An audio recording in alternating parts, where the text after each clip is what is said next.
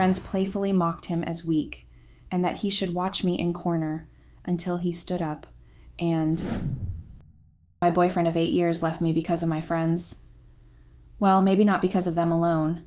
I have most of the fault, and I now realize the importance of keeping your mouth shut about certain things, even around the people you think you trust. Because for me, it has now caused me problems, and I really need your advice on how to get my boyfriend back. My friends playfully mocked him as weak, and that he should watch me in the corner until he stood up and just left. Since then, he has not shown up and refuses to pick up my calls or reply to my texts, and I really love him. I really desperately don't want to lose him. Let me explain exactly how the whole thing happened. First, I'll introduce myself. Hello, Reddits. I am Adeline, and I'm a model. I'm 27 years old, would be 28 in the next 2 months, though, and I desperately want to believe that he'd come back soon, so I'm not using the past tense, a boyfriend, Nick, who is only slightly older than me. We've been together for 8 years, and now our relationship is at a point where I'm afraid things might not go back to the way they once were. I met Nick at one of my photo shoots, where I was the model, and Nick was the director of the company I was contracted to model for. According to him, when he first saw me, he had liked me. It was apparently love at first sight for him. When I saw Nick at first, I had of course liked him too, but I had been too scared to get involved with him to avoid gossip about favoritism, knowing that those kinds of talks could ruin a model's career probably for life. But eventually, we started dating in secret at first. When we were 2 years deep into the relationship, we started dating openly. I remember I had posted a picture on the internet, using my nickname, of course. I used my real name here, which I don't in my work, so most of you probably won't know who it is, of Nick and me holding hands and laughing, and I had tagged that post, 2 blissful years with you already. The internet had taken a hit that day, because people kept coming at Nick and me, especially me. Some congratulating us, and others, of course, trying to backlash us, still having the impression that I was probably with Nick to boost my career. But at that stage, I really was done caring what they thought. I had posted that picture of us because I had wanted to prove to Nick that I was in love with him and no one else. Some things had happened before I posted that picture to clear any doubts Nick had about us. Because of my line of work, I had had to, of course, work with different models, particularly guys. Since I was the model for Nick's multiverse company, they had different products they produced, and I was employed to be the model for each one of them. I had to work with others too. I mean, models like myself. Nick had never wanted to hide our relationship because, according to him, I was not a secret he had to keep. But because I begged him to keep quiet about our relationship, he had no choice but to respect my wishes. So whenever he saw all those male models getting chummy with me, he got anxious, especially because I didn't work with their company alone. I most times had to travel for work, and that had always had Nick on edge. Not because he was some kind of crazily jealous man or because he didn't trust me, but because to the world, I was single. That, of course, would make anyone seeing me with someone else think of it as normal, and that somehow bothered him. A month before our second anniversary, someone had posted a picture that had the internet on hit. It had been of a male model I worked with and me laughing, and he had been holding my waist when the picture was taken. To an outsider, it probably looked like we were lovers sharing a private moment. But what had actually happened was that he had been teaching me to strike that pose for our next photo shoot because we were supposed to pose as a couple in love. But of course, the person who had secretly taken the picture made it look like we were actually lovers and then posted it. I had still been out of town when the whole thing happened, and whenever I worked, I hated keeping my phone with me because I got distracted easily, so I had not known that Nick had called several times. By the time I was done with work, I had noticed Nick's calls and called him back, but he was not picking up.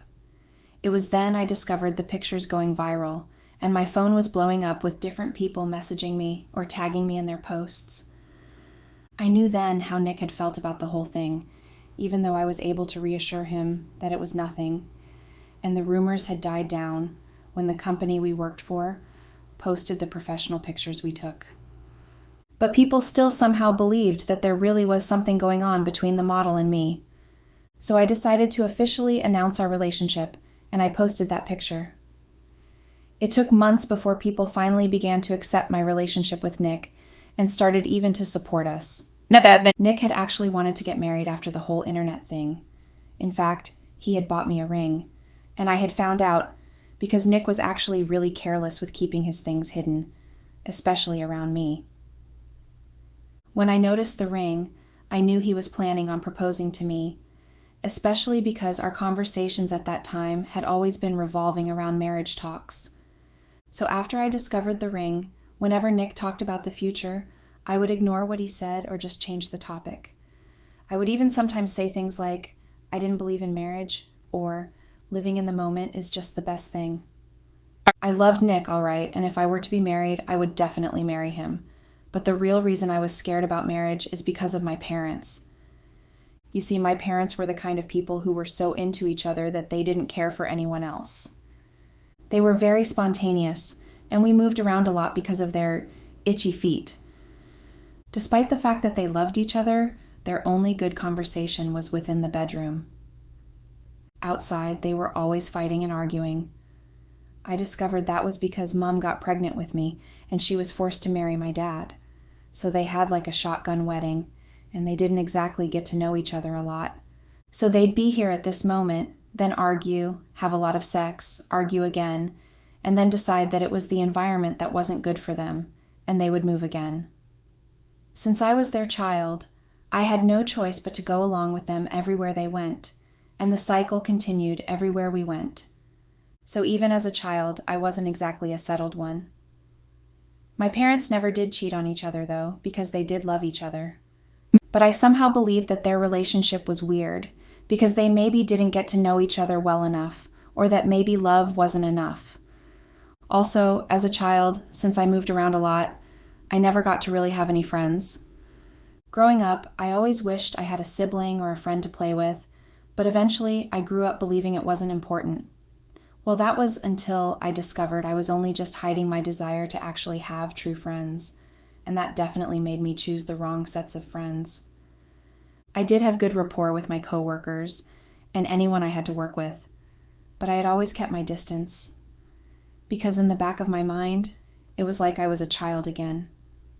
If I made any connections, I would have to move again. Even Nick, before he was able to get through to me, had a hard time breaking through all my insecurities and getting me to actually feel settled with him. But somehow, I still managed to believe that marriage would somehow mess up our stable relationship, and I didn't want that. I kept discouraging Nick on marriage talks until he eventually stopped talking about it, and I was relieved when I also realized that he had gotten rid of the ring. So we continued dating for years.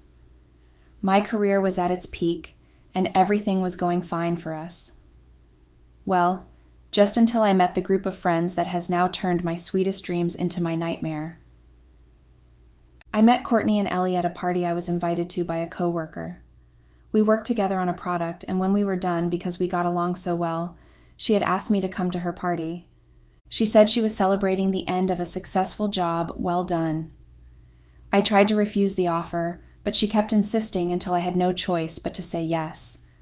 So I had gone to the party in hopes that I would just show up, smile a little, say hi to the host, and get out. But when I had gotten to the party, it had been a different thing entirely. While I was expecting it to be a party with just a few people and maybe some soft music and people just speaking to each other or dancing, it had been quite the opposite. It had been loud and full of people, and everyone seemed to be taking drugs or something. I knew I had to leave fast before I was implicated in being at a party like that, and I had gone into the restroom to relieve myself first before leaving when I heard two girls talking about the party. They were clearly regretting why they came, and it seemed like the host, who had forced the invite on me, had done the same for them. So I came out and sympathized with them, telling them it was the same with me too. The funny thing is, I never interfere in people's conversations, whether or not I was the one being spoken about. I loved being by myself or just being with Nick, so I didn't exactly try to talk to people if it wasn't about work. So when I did talk to those girls, and they hadn't behaved like I had just literally eavesdropped on their conversation, I was really happy. We introduced ourselves and also exchanged contacts before leaving the party. Courtney and Ellie had been friends before I came into the picture, and so I was like an addition to the group. We started hanging out a lot, would go shopping together, go to the spa, dine in fine restaurants, and even go on trips together. I sponsored most of the things we did together. Then I didn't even mind because I had the money, and Nick was quite happy I was making friends. It's now that I think about it that I realize just how stupid I've been. Spending all that much money without much contribution from them would have somehow been a red flag in some relationships, but I still didn't notice that they were because I was excited I finally had my own group of friends. After a while, Nick would complain I spent too much money, especially for the girls, but I wasn't always listening, and sometimes we even fought about it. Courtney worked as a teaching assistant, while Ellie was just in between jobs, so both of them earned very little compared to me, and so I was happy to spend. In my head, I thought I was being appreciated by them because of the things I always did for them, but that was clearly not the case. I told them everything that went on in my life, including my relationship. Whatever Nick did or didn't do, I told them. Whenever I had a job offer, I told them about it, and they would tell me which one I should accept or reject, and I did as they told me. I thought of them as my best friends, the friends I never had while I was still a kid. One time, Nick and I had a huge argument about the girls, and I had angrily left his place and gone to theirs. Nick tried contacting me for 3 days, but I refused to speak to him until it was the weekend we had planned to go over to my parents' place, so I had no choice but to go back to Nick's place so we could go together to my parents' place. Mind you, it was my parents' temporary place. They were still with the itchy feet as always, so they had come to where I stayed with the purpose of seeing me before they moved again. So I had planned to introduce Nick to them and had told them already, so they had been expecting us that day. When Nick and I got there, it was like I did not even exist to my parents anymore, because they loved Nick and just literally ignored me throughout the visit. When we went back home, Nick apologized to me, and I forgave him. After that, he never complained again about my friends, and that had pleased me. One time, Nick had to travel for work, and it had taken him 2 months before he came back. I missed him, of course, but I had no choice but to stay back, so I spent my time exploring and partying with Courtney and Ellie. Every weekend, we went to almost any party, both invited or not. We partied really hard, but I was conscious enough not to ruin my reputation by getting drunk and messing things up. Courtney and Ellie did not mind. They would drink so much and even sometimes do drugs that I had to be the one to find a way of taking them home safely. And then I had considered myself lucky, because they lived in the same place, so transporting them was not too hard. When Nick came back after a successful trip, they had this party in their company that they did annually, and it had been a 1+1 party. So of course, Nick had offered for me to come along with him. So I had agreed to go because it would definitely be an opportunity to interact and connect with people that could help with my career. It was at that party I met Sam. Sam was a friend of Nick, but he worked in a different company and had been invited to the party to represent his company. When Nick had introduced me to Sam, Sam had made no attempt to hide the fact that he was interested in me, and for the rest of that party, he flirted with me. This, of course, got Nick irritated, but he couldn't do anything about it because it was a work party, and then he had to leave my side several times that evening to talk to some investors. And Sam had been the one keeping me company for most of the night. He made me laugh, though. He had some hilarious jokes, and I actually enjoyed his company, even though I knew he was interested in me. When it was time to leave, Nick was so irritated he snapped at me one time while we were driving home, and that had gotten me really angry because I hadn't asked to be taken to the party in the first place. He apologized, though, the next morning, and he even had flowers delivered to me in the afternoon with a small box of jewelry. When I opened it, it had been a bracelet with a tiny heart on it.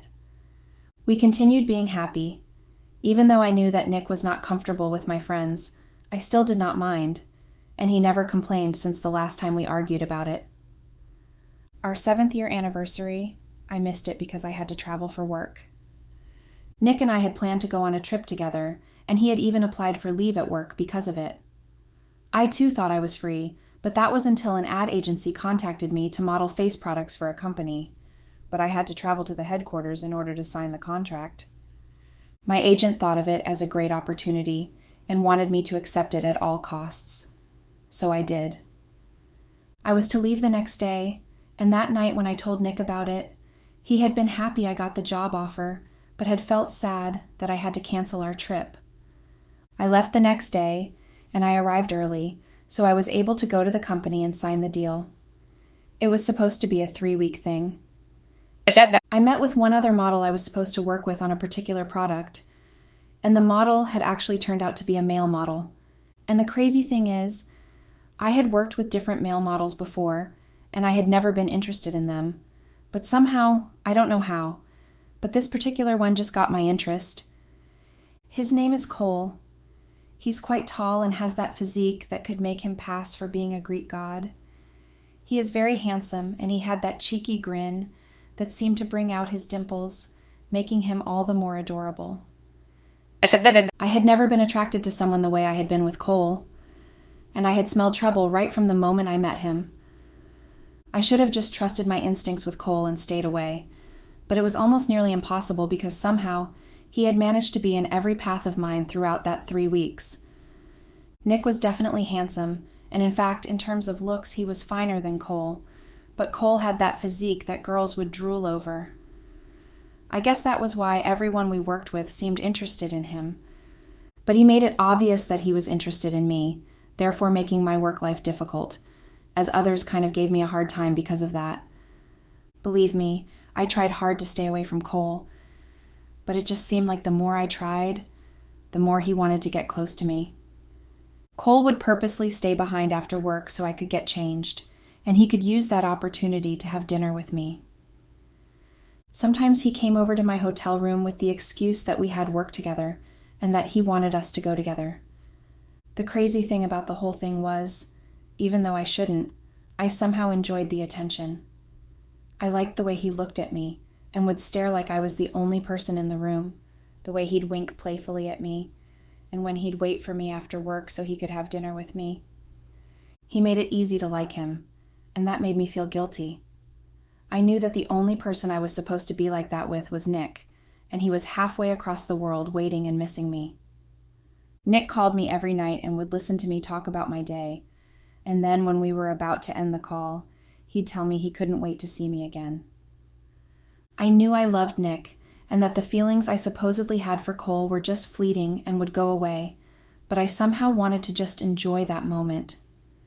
3 days before work was supposed to end, Cole had taken me out to dinner again, as he usually did, and it had been sweet per usual.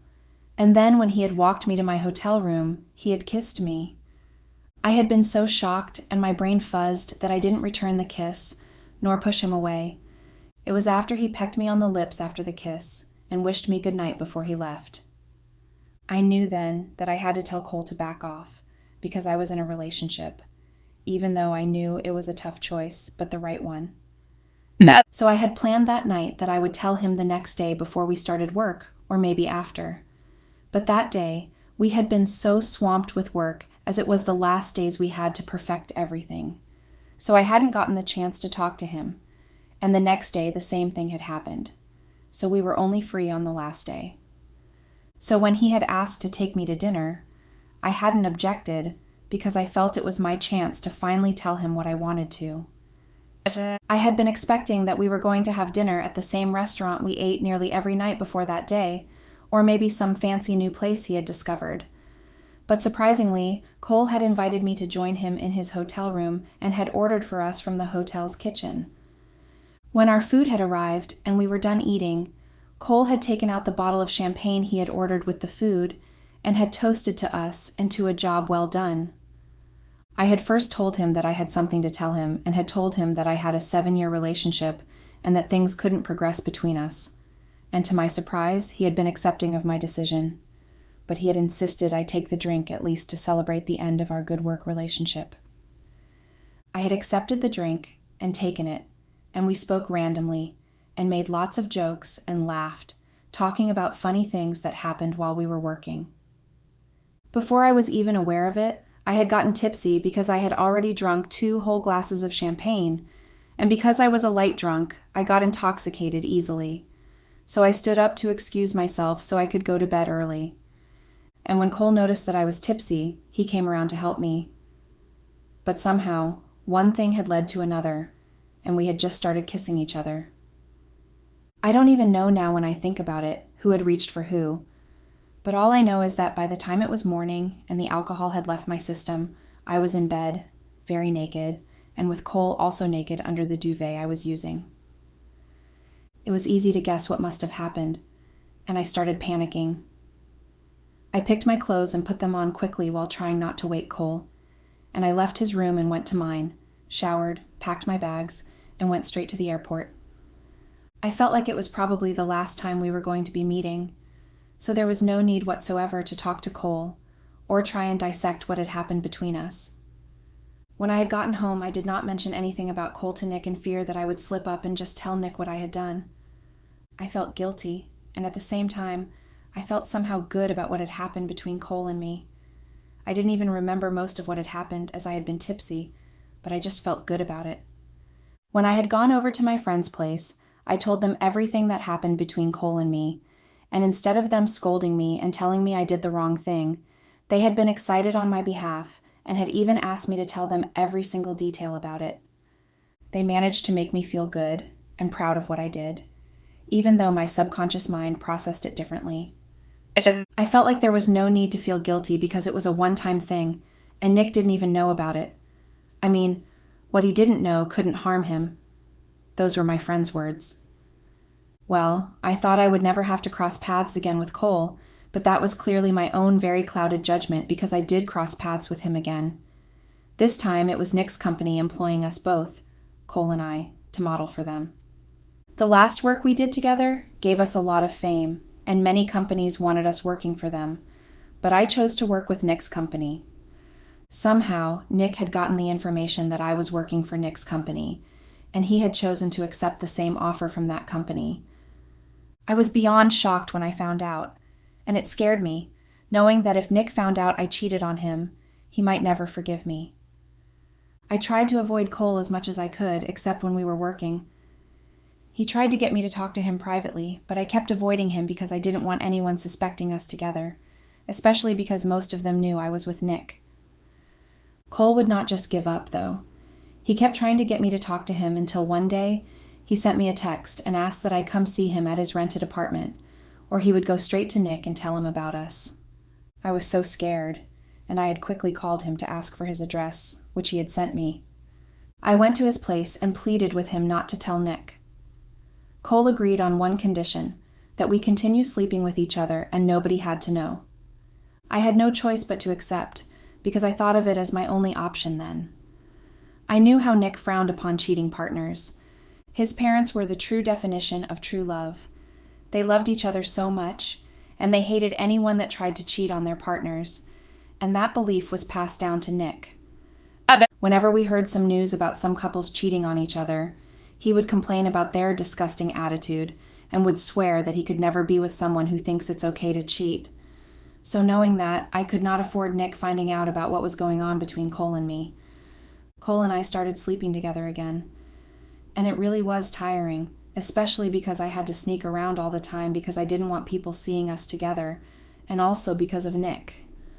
I changed the lock on my phone because Nick knew the old one, so that when Cole texted me, Nick would not see the texts.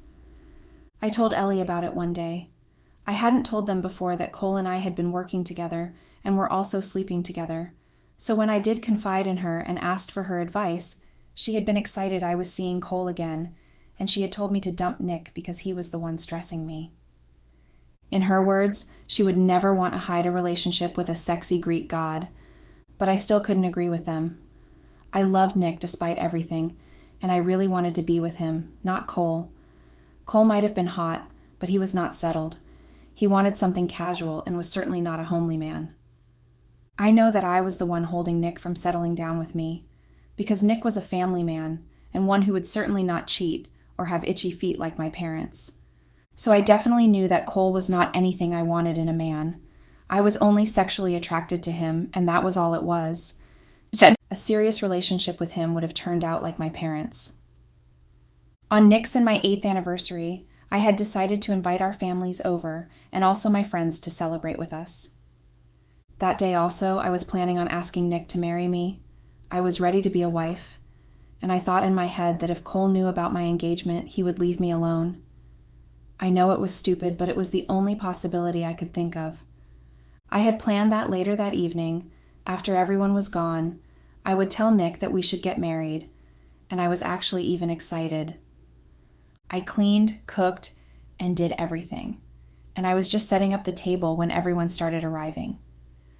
Despite the fact that Nick and my friends didn't get along well, they still managed to get along through the lunch, and it was really nice. Soon enough, my parents had to leave to catch their flight, and then Nick's parents too had to leave because they were visiting his aunt, who had been sick. So the only people left were my friends, Nick and I. Nick decided to help me with clearing up the plates, while Courtney and Ellie busied themselves with just talking and sipping their drinks. I wasn't bothered, but Nick clearly wasn't pleased that they didn't even offer to help, and he had blurted out that they should leave after they were done with their drinks. Courtney and Ellie had gotten angry, and then they started to say some hurtful things. When I tried controlling the tense situation, especially when they started to compare Nick to Cole, they did not listen, but had instead started to playfully mock Nick, and had regarded him as weak, saying he should just sit in the corner like he usually did, and watch me. Nick said nothing and just stood up and left. I started panicking, and when I tried calling Nick, he was refusing to pick up my calls. I was so angry with them and asked them to leave, and they had left. Now it's been 3 whole days, and Nick has not returned my calls or even come back home once. I'm so scared right now. Has he guessed that I was cheating on him because of what Courtney and Ellie said? Or was it because I had stood there and watched them insult him? Please, guys, I really, really love Nick. I cannot lose him. Please, how can I get him back? Update. Hello, Reddits. It's been the 3 longest weeks of my life. It has been so hard for me because not only has Nick finally ended things with me, but because you guys have made me consider me feel so bad, and I'm really tired of living this way. The words, your hate showing through every comment. It's just too much for me. I feel like the world is moving on without me in it. I feel so dreadful. I've cried myself so many times in the day. You guys don't know how much your words and backlash have killed every bit of self-confidence I had that I could ever get Nick to forgive me. Now I feel like I'll be lucky if he ever even considers greeting me from afar. I feel so stupid and used. Used by my so-called friends and also by Cole. Oh, by the way, speaking of Cole, his career has been ruined totally, and he's probably rotting his ass off in jail because he was accused of sexual harassment by a very popular model. Well, now there's no threatening to tell Nick that I had an affair. There's not even a relationship to protect anymore. I feel so heartbroken and stupid. Nick was one person I should never have played with. He was the stability I have always craved for, the home I have always wanted. I found him, and yet I still stupidly lost him. And the painful thing about all of this is that I have no one to talk to, perhaps except you guys. But even you guys hate me, so I'm very much lonely. I will always regret losing Nick. I wish I had gotten married to him and become swollen with his baby inside me. And maybe I would have stopped modeling by then. And I would never have met Cole in the first place. Maybe I'd have our second child now. I've always dreamt of having 3 kids with Nick. But now that dream is very far from happening. Oh, it can never happen again. That thought alone feels so painful, I can't help but get teary as I write this down. I still wonder how stupid I was to have thought I could get away with hurting Nick. How stupid I was to think that Courtney and Ellie were good friends and wanted the best for me. They ruined my life. No, actually, I did that myself. If I had just listened to Nick and stayed far away from them, perhaps now I would still be happily dating Nick. But then again, I really did shoot myself in the foot. I miss Nick so much. Sometimes I send him texts, wishing and hoping desperately that he would just maybe reply, even if it's just with a dot or an emoji. Or maybe he'd just get angry and express his feelings and say his thoughts to me, but that never happened. He never even reads my texts, and somehow his company found out about our broken relationship, and they broke their contract with me. They even offered to pay the contract breaking fee, but I refused. The only reason I desperately wanted to continue working with them was to see Nick, but even that was taken away from me. I guess it's true what they say about not being able to eat your cake and have it. I've eaten my cake, and now I cannot have it. I have nothing, absolutely nothing to me again. Words cannot even fully express the way I feel right now. I feel so empty, and even this emptiness hurts. I don't know how emptiness could hurt, but this one does. I desperately wished I had not even done the things I did to hurt Nick. But life doesn't do do-overs, does it? Sad how 1 minute I had everything I could ever have dreamt of having right with me without stress. I had a man that loved me so much, and I had my career at its peak, and then 1 minute everything is gone with no means of retracing them or ever getting them back again. Update. Hello Reddits, this is my very last post here, and I just wanted to say thank you. You guys were the only people I could lament to about my feelings, even though you guys were not welcoming and backlashed me, but it's better than the deafening silence of no one around me that I have had in the past 4 months. I'll just say 2 things to you guys. One would be, don't ever make the same mistakes that I did, and the second would be, you guys would never know how lucky you are to have someone with you, especially when you feel lonely. I would do anything right now to have someone with me right now. Someone particularly Nick. Thanks and goodbye.